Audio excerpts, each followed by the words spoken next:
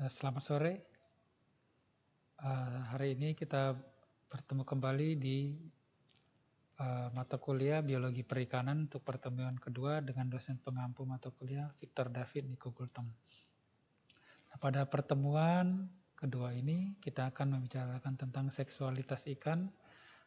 Topik kecilnya yaitu adalah pembedaan kelamin jantan dan betina.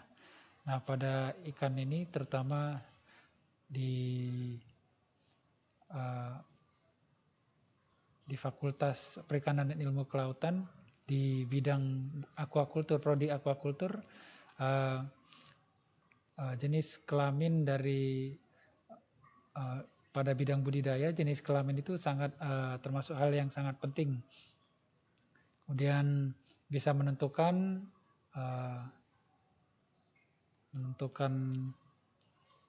harga suatu ikan dan potensi ikan tersebut. Nah, di sini di pertemuan ini kita akan membahas tentang pembedaan kelamin jantan dan betina pada ikan dan kenapa terjadi perbedaan kelamin jantan dan betina tersebut. Nah, reproduksi merupakan hal yang sangat penting bagi kelangsungan hidup suatu organisme. Jadi untuk dapat bertahan hidup, setiap organisme dan dalam hal ini ikan harus berreproduksi. Kemudian ikan berkembang biak secara eksternal, jadi di luar dia melakukan pembuahannya secara eksternal. Jadi sel kelamin jantan dan sel kelamin betina bertemu di luar tubuh ikan tersebut pada saat reproduksi. Nah, ikan memiliki dua jenis kelamin, yaitu kelamin jantan dan kelamin betina.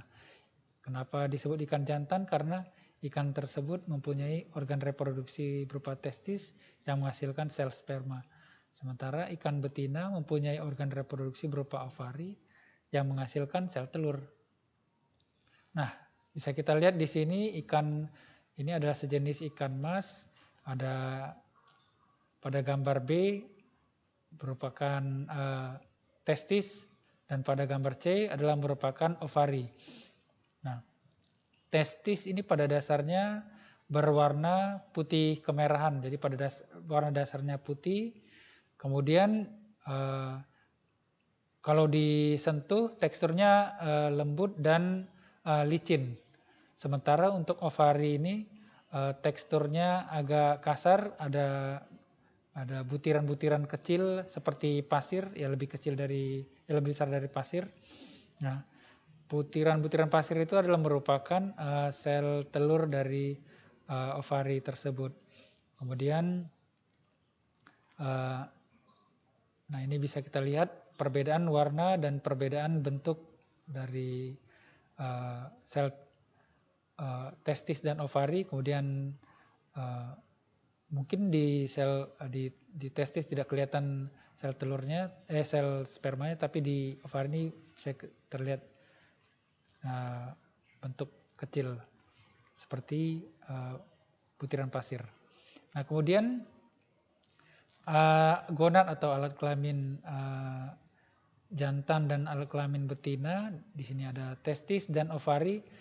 Kemudian bisa kita lihat di sini perkembangan testis dan ovari dari berdasarkan umurnya. Jadi pada saat masih ikan itu berbentuk juvenil, testisnya hanya berupa benang, berbentuk seperti benang, menyerupai benang. Kemudian semakin bertambah usia, umurnya bertambah, kemudian testisnya mengalami perkembangan, kemudian akhirnya sampai mencapai dewasa. Nah, kemudian bisa kita lihat ada bagian-bagian di testis tersebut. Jadi ada bagian yang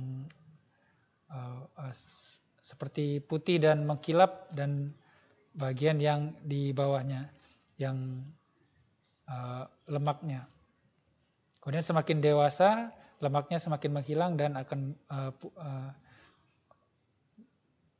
mayoritas berbentuk putih, berwarna putih dan mengkilat.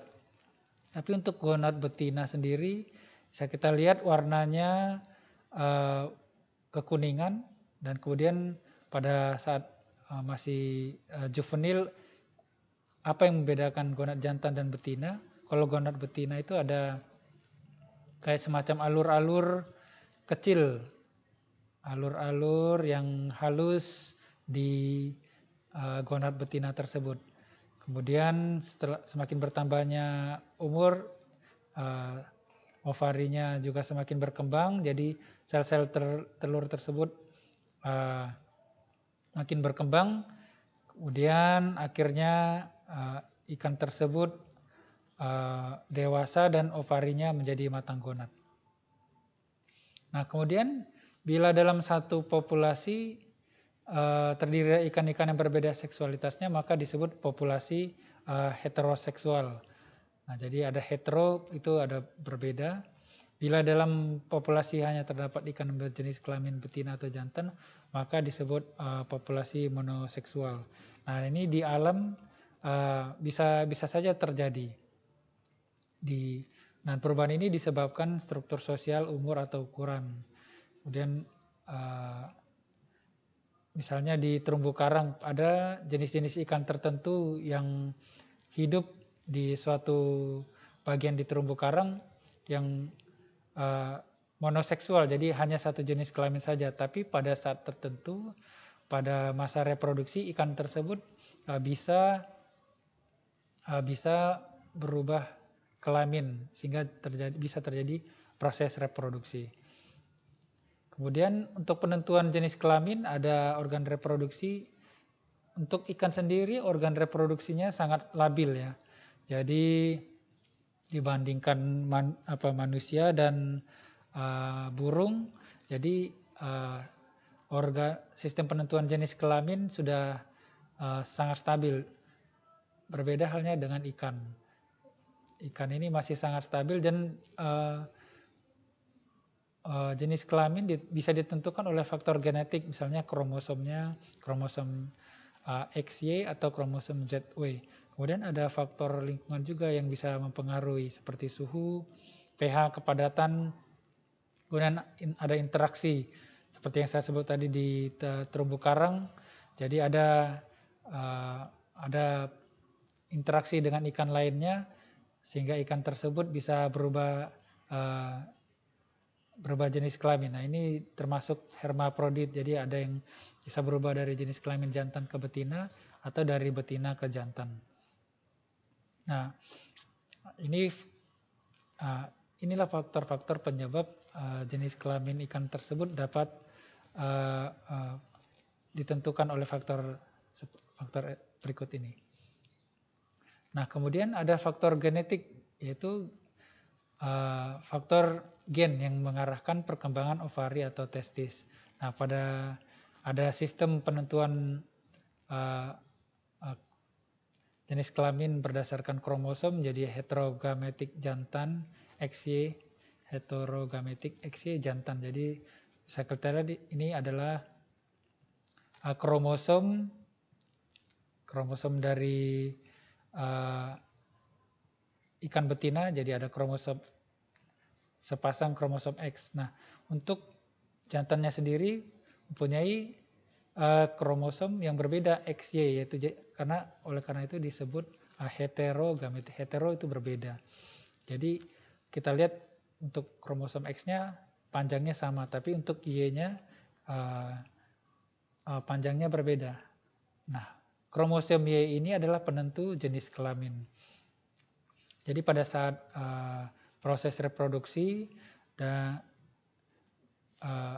organisme yang mendapatkan kromosom Y ini, maka organisme tersebut akan berjenis kelamin jantan.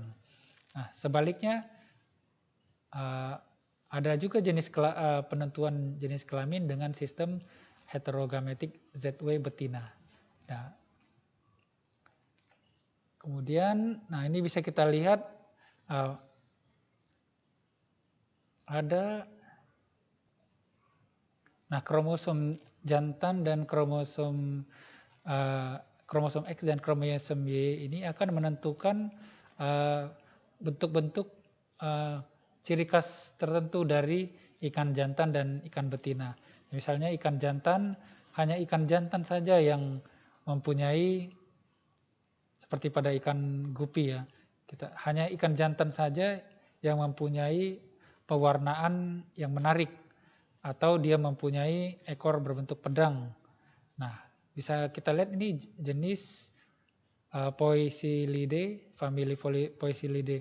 Jadi dari yang perbedaan jantan dan betina hampir tidak terlihat. Kemudian jantan ada warna sedikit di bagian sirip duburnya, betina tidak ada. Kemudian mulai ada meningkat lagi perbedaan jantan dan betina. Jadi ikan jantannya mempunyai ekor bagian bawah yang berbentuk pedang, sementara ikan betina tidak. Dan kemudian lagi ada meningkat lagi perbedaan antar jantan dan betinanya. Ikan jantannya ini mempunyai warna yang mencolok dibandingkan ikan betina. Nah, untuk perbedaan ini akan kita bahas di slide berikutnya. Nah, ada selain faktor genetik, ada juga faktor lingkungan yang akan menentukan penentuan jenis kelamin ikan tersebut. Ada suhu. Nah, jadi perbedaan suhu, contohnya pada perbedaan suhu 5 derajat, misalnya ikan tersebut ada embrio dipelihara, ditetaskan pada suhu yang berbeda 5 derajat Celcius, maka ada pengaruh fisiologis terhadap embrio tersebut.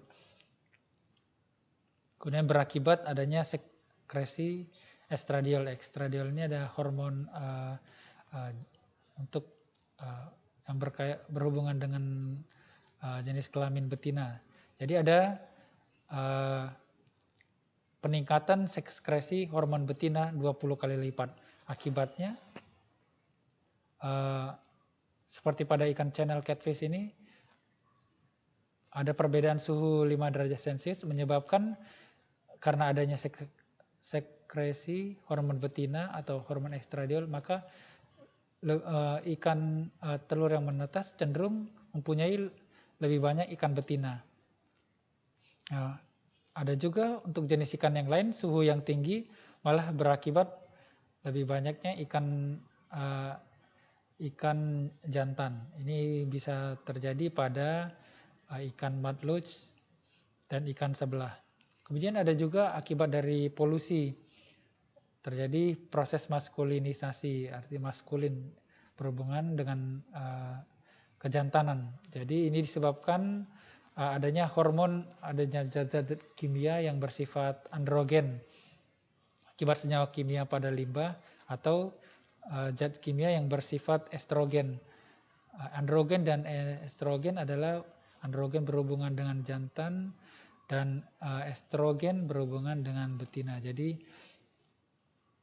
adanya senyawa, masing-masing senyawa ini akan menentukan perubahan penentuan jenis kelamin pada ikan di lingkungan.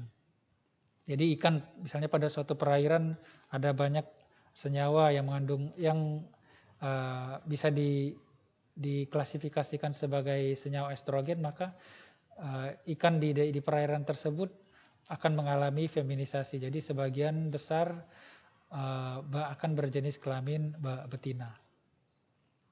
Kemudian ada juga faktor interaksi seperti yang saya sebutkan, ada hermaphroditisme, sinkroni, protandri, ya. Kemudian protogini, jadi perubahan dari jenis kelamin jantan ke betina dan perubahan dari jenis kelamin betina ke jantan. Kemudian, nah ini kenapa untuk penentuan jenis kelamin itu disebabkan adanya yang dinamakan primordial germ cell. Nah, sel kelamin sebelum mengalami diferensiasi atau penentuan jenis kelamin, nah sel kelamin ini disebut primordial germ cell. Nah, kemudian atau bisa disingkat PGC. Nah, PGC ini merupakan sel progenitor, jadi sel awal gitu. Jadi sel ini bisa dapat mengalami perubahan menjadi antara sel spermatogonia atau mengalami perubahan menjadi spermatogonia atau oogonia. Nah, setelah pada saat ikan mengalami inkubasi jadi dalam bentuk telur, kemudian pada saat menetas dan larva, jadi sel primordial germ cell ini akan mengalami migrasi, kemudian akan bergerak mendekati ke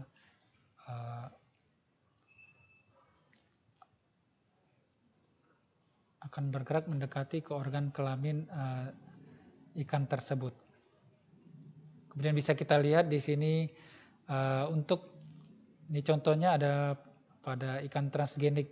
Di sini ada yang namanya gen promotor, fasa promotor. Jadi fasa promotor ini bisa hanya terdapat pada sel kelamin. Jadi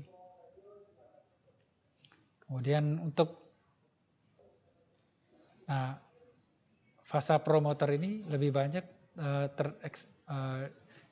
terekspresi pada ovari, sementara pada ikan testis dia hanya sedikit. Jadi pada umur yang sangat muda sekali kita sudah tahu dengan adanya perbedaan ekspresi ini, kita sudah tahu ikan itu akan berkembang menjadi ikan jantan atau ikan betina. Kemudian ini ada sifat seksual primer dan sifat seksual sekunder. Sifat seksual primer ini ditandai dengan adanya organ yang secara langsung berhubungan dengan proses reproduksi. Contohnya ovarium pada ikan betina dan testis pada ikan jantan. Nah, sifat seksual primer ini, sifat seksual utama ini hanya bisa diketahui dengan pembedahan. Jadi setelah ikan tersebut kita bedah, baru diketahui, oh ini ikannya ikan jantan, oh ini ikan betina. Tapi tentu saja pada saat dibedah ikan tersebut harus umurnya cukup. Jadi ada perbedaan pada umur tersebut. Nah, mungkin pada umur yang terlalu muda, seperti yang kita lihat tadi, alat kelaminnya hanya berbentuk seperti benang. Jadi kalau dengan mata telanjang tanpa alat mikroskop tidak bisa terlihat dengan jelas. Tapi kalau ikannya sudah berumur cukup, sudah agak dewasa mendekati matang gonad, pada saat kita belah perutnya, kita operasi, nah kita bisa melihat dengan jelas, oh ini ikan jantan atau ikan betina. Bahkan kita bisa melihat tahap perkembangan gonadnya. Nah, ini adalah perbedaan antara gonad jantan dan betina. Nah, ini untuk ikan jantan. Nah, ikan jantan mempunyai sel sperma yang berukuran sangat kecil. Jadi bisa kita lihat ini adalah sel-sel sperma dari ikan jantan. Nah, bisa kita lihat ukurannya nih. Ini adalah 100 mikrometer. Tapi untuk ikan betina 100 mikrometer hanya seperti ini. Jadi untuk satu sel telur berukuran jauh lebih besar daripada satu sel spermatid gitu. Kemudian bisa kita lihat perbedaan ukuran dari spermatid dan ovum, sel telur. Kemudian ini ada perbedaan kematangan gonad dari sel telur tersebut. Jadi ada semakin matang maka bentuk dan ukurannya semakin berbeda dari kecil terus semakin bertambah besar dan ada banyak bagian-bagian tertentu yang berbeda. Kemudian ada juga sifat seksual sekunder, yaitu tanda-tanda luar yang bisa digunakan untuk bedakan jenis kelamin. Nah, ini disebut seksual dimorfisme. Di itu artinya dua, morf bentuk. Jadi perbedaan bentuk, dua perbedaan bentuk. Nah, ini perbedaan ini berdasarkan morfologi atau bentuk. Ada juga perbedaan yang disebut seksual dikromatisme. Jadi adalah perbedaan berdasarkan warna tubuh. Nah, ini adalah sifat-sifat seksual sekunder, yaitu tanda-tanda luar. Jadi tanpa kita belah ikannya tersebut kita sudah tahu bahwa ikan itu ikan jantan atau ikan betina. Nah, bisa kita lihat contohnya, bisa kita lihat dari bentuk siripnya. Jadi kalau misalnya ikan jantan, siripnya lebih panjang, terus ada tulang pada pangkal siripnya, sedangkan ikan betina, siripnya berbentuk bulat dan tidak ada tulang. Jadi ada ciri-ciri tertentu yang terlihat jelas. Seperti pada ikan mudloach ini. Jadi bisa kita lihat sirip untuk ikan jantan dia bentuknya lebih memanjang, ikan betina ada sedikit gemuk pada bagian perutnya. Kemudian juga siripnya ikan jantan berbentuk agak meruncing, sementara sirip pektoral dari ikan betina agak membulat gitu. Kemudian bisa kita lihat di sini dan bisa kita lihat juga dari bentuk lubang tempat pengeluaran sel sperma atau sel telurnya. Kalau untuk betina lebih besar dan sementara untuk jantan lebih memanjang. Kemudian ada juga, bisa kita lihat perbedaan seksual dimorfisme berdasarkan bentuk badan. Jadi kita lihat siripnya. Kalau kita lihat sekilas mungkin bagi orang yang tidak berpengalaman akan sulit mengetahui ini ikan jantan atau betina. Kalau misalnya sudah berpengalaman, bisa kita tahu ikan ini perutnya agak gendut. Kemudian di siripnya, kalau si ikan jantan ini untuk jenis ini ada tulang di sirip pektoralnya gitu. Nah, ada tulang dan berbentuk seperti segitiga. Sementara di ikan betina tulangnya lebih tipis dan berbentuk seperti membulat seperti elips. Jadi untuk hanya dengan melihat sekilas kita bisa mengetahui ikan ini jantan atau betina.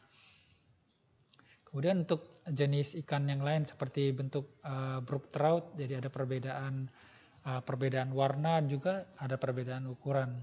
Misalnya ikan jantan bentuknya lebih rata dan berwarna lebih terang dan lebih cerah gitu dibanding ikan betina.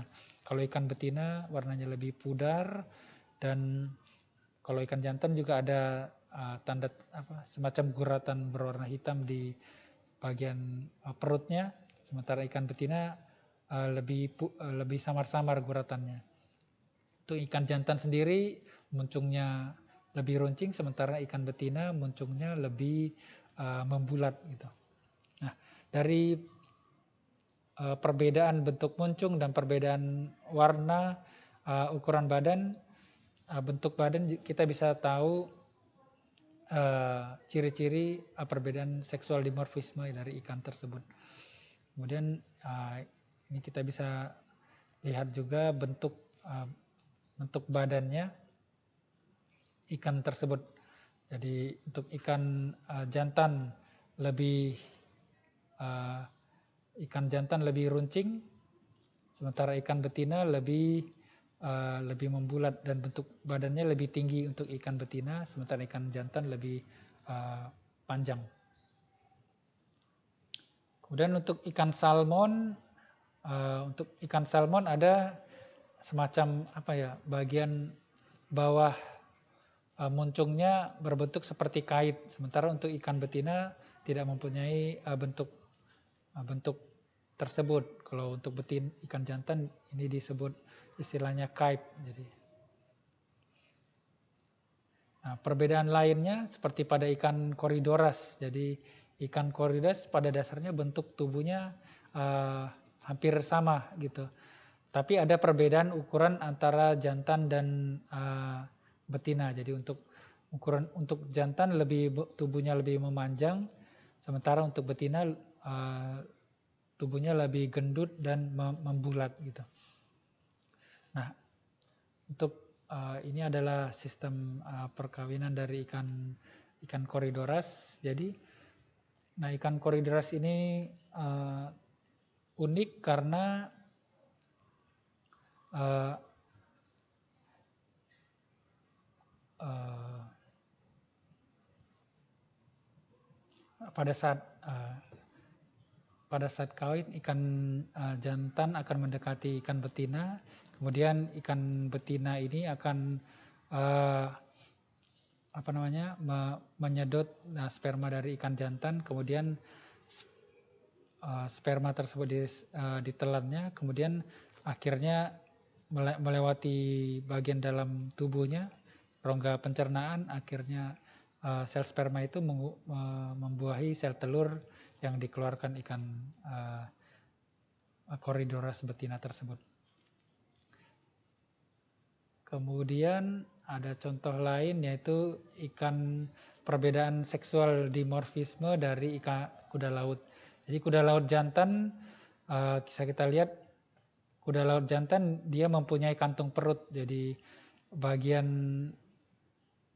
yang menyerupai kantung, jadi bagian ini bisa dapat membesar dan bagian ini akhirnya nanti akan menampung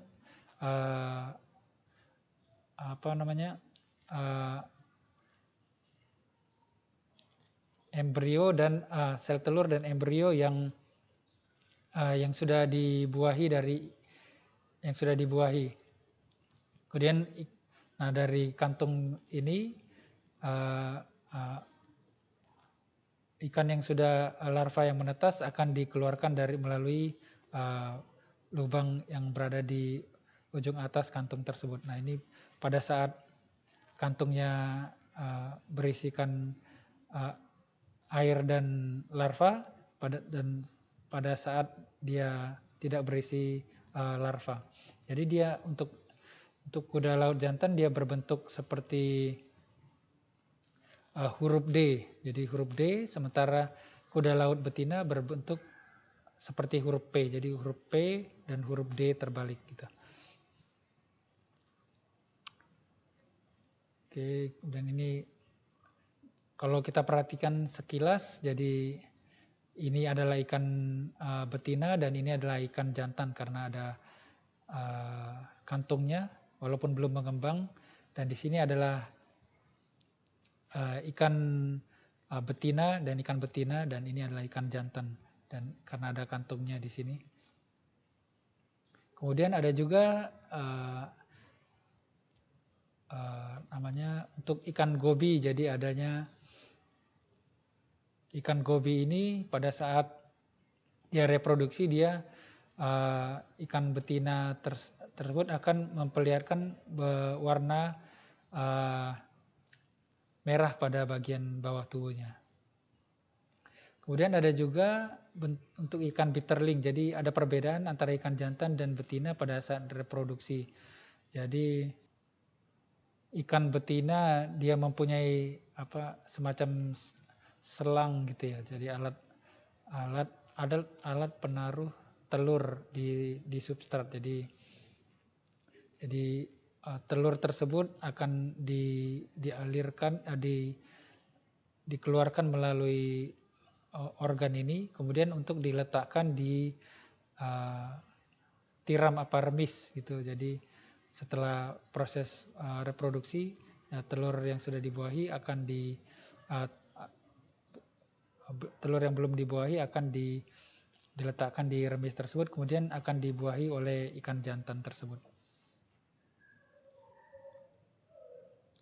Kemudian ada juga pada ikan bitterling, dia ada perbedaan bentuk badan lain, yaitu ikan betina dia kalau ikan betina tadi mempunyai semacam kayak selang gitu, istilahnya ovipositor namanya. Jadi kalau istilah harafiahnya ovo dan positor, jadi posisi ovum gitu, jadi peletak ovum. Nah, sementara ikan jantan perbedaannya apa? Jadi ikan jantan ini mempunyai kayak semacam lubang pada bagian depan mata dan pada bagian mata dan muncungnya. Jadi ada beberapa lubang yang hanya ditemui oleh ikan jantan. Ini ada proses reproduksi. Jadi setelah sel telur ditaruh, kemudian ikan jantan membuahi membuahi sel telur yang ada pada tiram atau remis tersebut. Nah, yang sangat unik adalah pada ikan anglerfish namanya. Jadi ikan anglerfish ini dia ada perbedaan antara jantan dan betina. Jadi ikan jantan berukuran sangat kecil dibandingkan ikan betina. Jadi ikan betina pada gambar ini mungkin hanya terlihat satu ikan, tapi kalau diperhatikan lebih jelas, ini adalah ikan betina dan ini adalah ikan jantan. Jadi ikan betina dan ikan jantan. Nah, ini adalah kayak semacam umpan dari ikan anglerfish. Jadi ikan angler, jadi kayak ikan pemancing istilah harafiahnya. Jadi ikan ini hidup di laut dalam, jadi mencari makan dengan kayak semacam umpan di kepalanya. Jadi umpan ini memandarkan cahaya. Nah, hewan-hewan yang tertarik akan mendekati umpan tersebut, kemudian ikan ini akan menyergap dari organisme tersebut untuk dikonsumsi.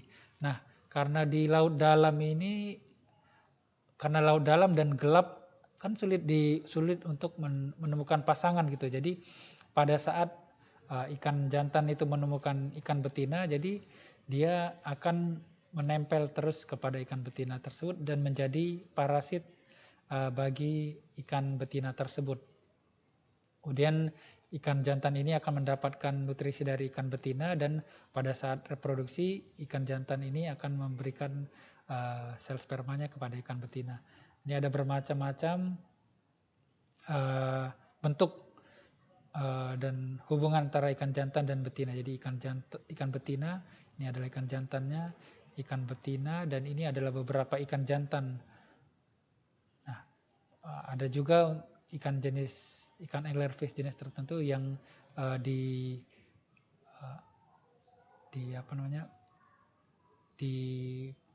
parasit, menjadi inang parasit dari beberapa ikan jantan. Dan ini ada gambar ilustrasi bagaimana ikan jantan itu menempel pada ikan betina. Jadi kita lihat di sini ada perbedaan bentuk badan dan ukuran badan yang sangat terlihat jelas. Kemudian untuk ikan medaka, jadi ikan yang untuk di Indonesia ikan rice fish, jadi bisa ditemukan di Indonesia jenis Oryzias. Jadi ikan jantan dia mempunyai sirip